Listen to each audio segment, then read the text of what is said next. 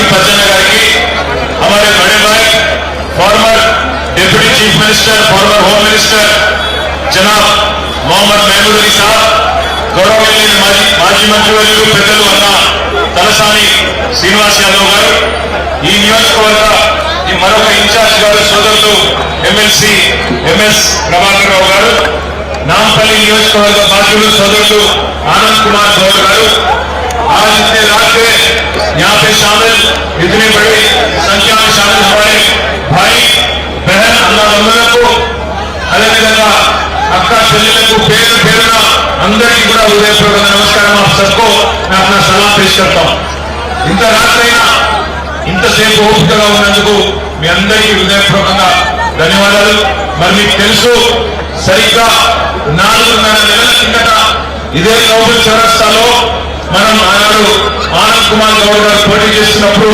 ఇక్కడికి వచ్చి మీ ఓట్లు అడిగినాం ఓట్లు అడిగి దయచేసి కేసీఆర్ గారికి అవకాశం ఇవ్వండి అవకాశం ఇచ్చినట్లయితే హైదరాబాద్ కు ఇప్పటికే చాలా అద్భుతంగా ఇన్ఫ్రాస్ట్రక్చర్ డెవలప్మెంట్ చేసుకుంటూ ముందుకు పోతా ఉన్నాం భవిష్యత్తులో మరిన్ని మంచి పనులు హైదరాబాద్ కోసం చేస్తాం అదేవిధంగా పేదవారి కోసం చేస్తామని చెప్పి చెబితే మొత్తం హైదరాబాద్ లో 16 सीटों 24 सीटों में से 16 सीट ये गुलाबी कड़वा को और केसीआर साहब को देके पूरा हैदराबाद केसीआर साहब फिर एक बार चीफ मिनिस्टर बनना बोल के आप लोग यहाँ की आपकी आवाज सुनाए आपकी दिल की धड़कन पूरे हिंदुस्तान को बताए बट बदनसीबी की बात यह है कि जब हैदराबाद में आप सभी लोग हमें मदद दिए अजलाओं में कई जगह कांग्रेस जब हथेली ने जन्नत दिखा के वोट मांगी बस फ्री अगर कोई शादी कर रहा है तो उसको 1 तोला सोना भी दे देंगे ऐसा करके बहुत कुछ करके वजीफा भी बढ़ा लेंगे 4000 कर लेंगे हर खवातीन को हर महिला को महीने पे 2500 रुपया देंगे ऐसे काफी सारे चीज कहेंगे कांग्रेस पार्टी अजलाओं में वोट ले ली उस वजह से हमारी हुकूमत हमारी सरकार जो केसीआर साहब की थी 3 तारीख दिसंबर तक उसको आज नहीं रहना पड़ा अब नई सरकार आई यहाँ पे रेवंत रेड्डी की सरकार भाइयों मैं याद दिलाना चाहता हूँ आपको इక్కడికి వచ్చిన మా ఆడబిడ్డలు చెప్పాలా చాలా మాటలు చెప్పి అరిచేతిలో వైకుంఠం చూపెట్టి ఇది చేస్తా అది చేస్తా అని చెప్పి మరి రేవంత్ రెడ్డి ప్రభుత్వం కాంగ్రెస్ ప్రభుత్వం అధికారంలోకి వచ్చింది నాంపల్లిలో కూడా కొంతమంది కాంగ్రెస్ కు ఓట్లు వేసింది నేను ఒక్కటే అడుగుతా ఉన్నా మీకు సమాధానం చెప్పాలా రేవంత్ రెడ్డి గారు బయట ఇవాళ మెట్రో పిల్లల మీద పెట్టుకున్నాడు 6 గ్యారెంటీలలో 5 అమలు చేసేసిన అంటున్నాడు చేసిందా లేదా మీరు చెప్పాలి ఇక్కడ ఎవరికన్నా కులం బజార్లో వచ్చిందా किसी को सोना मिला तुला मिला सोना मिला किसी को शादी में शादी मुबारक और कल्याण लक्ष्मी में सोना में तुम बोले मिला किसी को 2500 రూపాయలు వచ్చినాయా ఎవరికన్నా 4000 రూపాయలు వచ్చినాయా ఎవరికన్నా క్వింటాల్కు బోనస్ వచ్చిందా రైతులకు రాష్ట్రంలో రైతు రుణమాఫీ జరిగిందా हैदराबाद में फिर एक बार बिजली की समस्या फिर एक बार पानी की किल्लत आज देखने को मिल रही है 10 साल बाद जब जब कांग्रेस की दौड़ थी हैदराबाद में हमेशा से बिजली के वास्ते तकलीफ पानी के वास्ते तकलीफ फिर एक बार जब कांग्रेस हुकूमत आ गई तेलंगाना में आज हैदराबाद में वही पुराने दिन वापिस आ गए भाइयों मैं एक ही चीज कहना चाहता हूँ ये रेवंत रेड्डी साहब छोटे भाई है इनके बड़े भाई एक और शख्स है बोले वो बड़े भाई मोदी साहब आए 2014 में बड़े बड़े बातें फेंके हो क्या क्या बोले भाइयों बहनों मित्रों आप सब लोग जन धन खाता खोलो मैं धन 15 लाख डाल दे दो बोले कि नहीं बोले किसी को मिला 15 लाख बोले 2 करोड़ हर साल 2 करोड़ युवाओं को रोजगार दिला देता हूं 10 साल हो गए मिला 20 करोड़ युवाओं को रोजगार और क्या बोले मोदी साहब बुलेट ट्रेन दौड़ाएंगे हिंदुस्तान में कहीं दिखे बुलेट ट्रेन और क्या बोले किसान की आमदनी डबल कर देंगे हुआ कहीं बड़े बड़े फेंका मार के आगे बैठ गए 2014 में मैं याद दिलाना चाहता हूं आप सबको 2014 में तेलंगाना में बीजेपी को रोकने वाले सिर्फ और सिर्फ ये गुलाबी कड़वा के केसीआर थे। 2018 में भी दोबारा जब मोदी प्राइम मिनिस्टर बने, उनको फिर एक बार रोकने वाले यही केसीआर थे। 2023 में भी हाल ही में जो इलेक्शन हुआ असेंबली का, उसमें भी बीजेपी के बड़े बड़े लीडर जो अपने आप को 30 मार खान 32 मार खान मानते हैं, उनको भी हराने वाली पार्टी यही बीआरएस पार्टी है। आज कांग्रेस के लीडर बहुत कुछ बोल रहे हैं, जैसे कि वही लड़ रहे हैं बीजेपी से। मैं याद दिलाना चाहता हूं, राहुल गांधी खुद अमेठी से भाग गए, राहुल गांधी खुद अमेठी से भाग गए बीजेपी से, लड़ने से उतर के वहां से भाग गए। वो क्या लड़ेंगे बीजेपी के साथ? इस वास्ते मैं कह रहा हूं भाइयों, हाल ही में जो असेंबली इलेक्शन हुआ, उसमें बंडी संजय को किसने हराया? बंडी संजय को किसने हराया? बीआरएस से हराया। अरविंद धर्मपुरी को किसने हराया? रघुनंदन राव को किसने हराया? ईटेला राजेंद्र को किसने हराया? स्वयं बापूराव को किसने हराया? घोषा महल में भी जर्रा में छूट गया, वरना इसको भी हरा दी बीआरएस पार्टी। भाइयों मैं एक चीज कहना चाहता हूं, बीआरएस जीत जाती घोषा महल में भी सिर्फ एक वजह से हम हार गए। कांग्रेस वहां एक डमी कैंडिडेट को खड़ा करके, कांग्रेस होना बोल के वहां पे एक डमी कैंडिडेट को खड़ा करके बीजेपी के राजा सिंह को जिता दी। मैं आपको सच कर रहा हूं, आप देख लीजिएगा, एक नॉन लोकल को वहां ले आके घोषा महल में जबरदस्ती वहां पे ठहरवा के आज बीजेपी को अगर किसी ने जिताया घोषा महल में, वो सिर्फ और सिर्फ कांग्रेस है। भाइयों एक और चीज भी मैं कहना चाहता हूं, आज कांग्रेस के लीडर काफी अच्छे अच्छे तकरीर कर रहे हैं कि हमें वोट दो, बीजेपी से लड़ेंगे, और खास हमारे मुस्लिम माइनॉरिटी भाई बहन आप सभी को हमें ही वोट देना है, क्योंकि हमने ठेका ले रखा है इस कौम के, इस हिंदुस्तान के हमारे भाइयों पे बहनों पे, खास हमारे माइनॉरिटी भाइयों पे बहनों पे। मैं एक चीज पूछना चाहता हूं आपसे, एक चीज पूछना चाहता हूं, अगर कांग्रेस वाकई सेक्युलर है, अगर कांग्रेस वाकई गरीबों के बारे में फिक्र है उनको, तो मैं पूछना चाहता हूं, मिला रमजान पे तोहफा आपको? रमजान का तोहफा मिला? केसीआर जब थे तो मिलता था ना रमजान का तोहफा, फिर क्यों नहीं दे रहे आज? क्रिसमस का तोहफा मिला किसी को?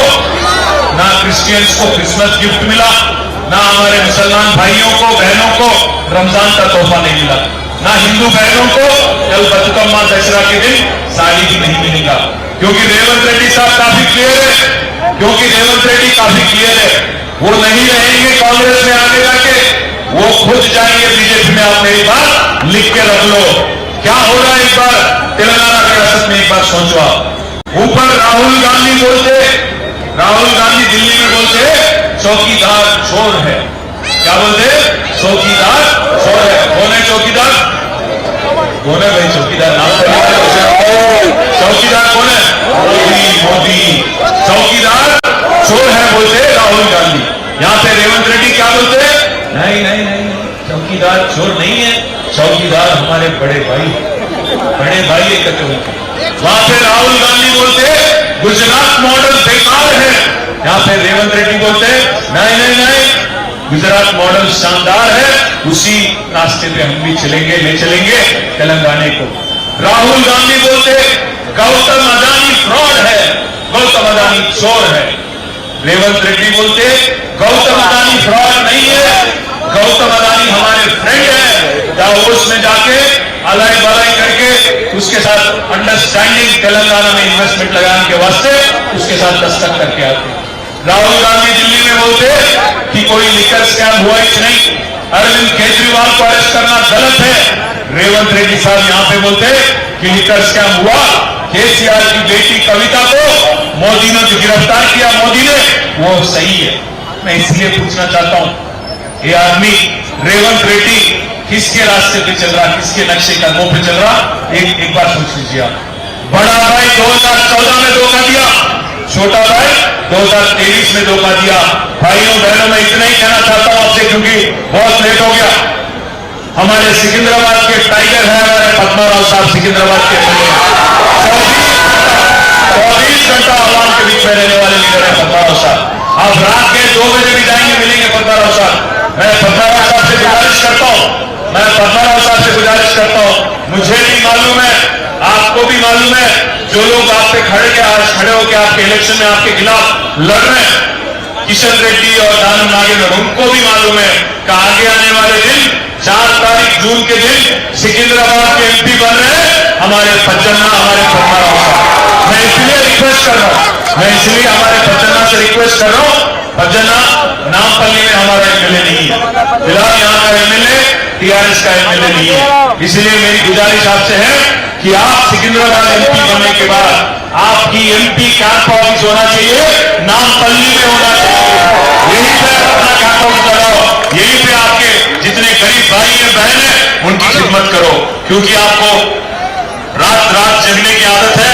उम्मीद करता हूं हमारे भाइयों की, हमारे गरीब बहनों की, जो दिन भर काम करके फिर शाम में बहुत थक के वापस लौटते हैं, उनको आपकी खिदमत करने का मौका आप देंगे।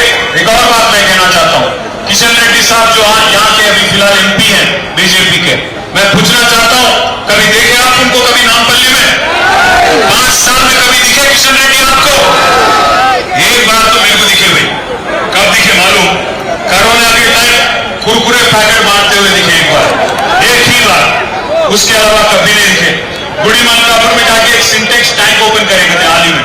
सबसे बड़ी कॉन्ट्रीब्यूशन, सबसे बड़ा काम किशन रेड्डी क्या करे भाई नामपल्ली के लिए बोले तो एक सिंटेक्स टैंक गुड़ी मानकापुर में चालू करें। 5 साल सेंट्रल मिनिस्टर थे आप, काम नहीं कर सकते थे हैदराबाद के लिए? जब बाढ़ आई मूसी में और लोग काफी सारे लोग परेशान थे, हम हुकूमत में थे तेलंगाना में, तब हमने रिक्वेस्ट किया केंद्र सरकार को कि भाई आप मदद करो, हम लोग कुछ कर रहे हैं, आप भी कुछ करो। एक बूटी कौड़ी एक पैसा भी नहीं मदद करे हम लोग।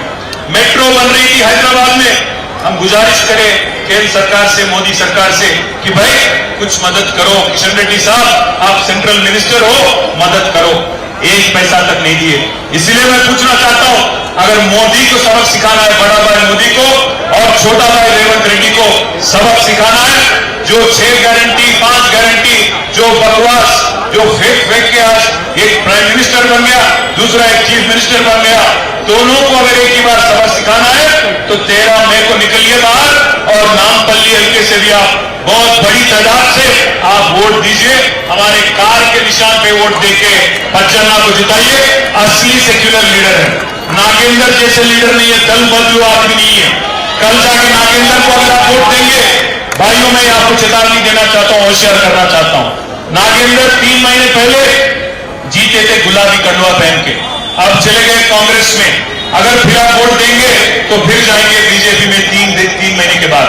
मुकफरस्त आदमी है, ज्यादा दिन नहीं टिकेगा किसी पार्टी में। इसलिए मैं कह रहा हूं आप भाइयों से बहनों से, 4 नंबर पे है अपनी गाड़ी, 4 नंबर पे है कार, उस क्या निशान है अपनी? उसी निशान है ये गुर्तु मनोदी कार गुर्तेना कार गुर्तु మీద గట్టి గుర్తుని పోయి మాస్ లీడర్ మీ నాంపల్లిలోనే క్యాంప్ ఆఫీస్ ఉంటుంది, ఎంపీ క్యాంప్ ఆఫీస్, హిందూ అయినా ముస్లిం అయినా ఎవరైనా ఒకటే తిరిగి చూస్తాడు, మతం పేరు మీద మనుషులను అలగలని చూడాడు, అందరిని ఒకటే తిరిగి చూసుకుంటాడు। सबकी खिदमत करेंगे, सबकी सेवा करेंगे, हर किसी का साथ देंगे। और जो मोदी बोलते रहते ना सबका साथ सबका विकास सब कुछ बकवास, उसमें कुछ नहीं है। ये आदमी में दम है, लश्कर का एमपी बनाओ, फिर एक बार नामपल्ली की हर किसी का मदद करके, हर किसी का सेवा करके आपका पूरी तरह से आगे आने वाले 5 साल आपकी खिदमत में लगे रहेंगे। बस इतने ही कहते हुए, क्योंकि टाइम भी हो गया, वक्त भी हो गया, पर इतनी बड़ी तादाद में आप लोग आए, बहुत बहुत खुशी हुई। आप सबका शुक्रिया, मैं अंदर की पेड़ का धन्यवाद। जय तेलंगाना।